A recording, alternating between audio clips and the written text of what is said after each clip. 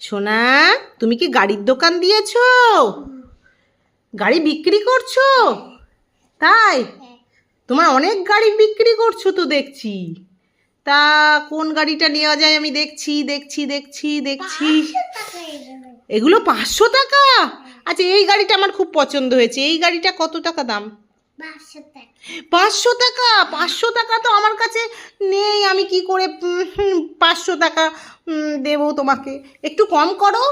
100 টাকায় দেবে একটা গাড়ি? এগুলো 100 টাকা আর এগুলো 500 টাকা?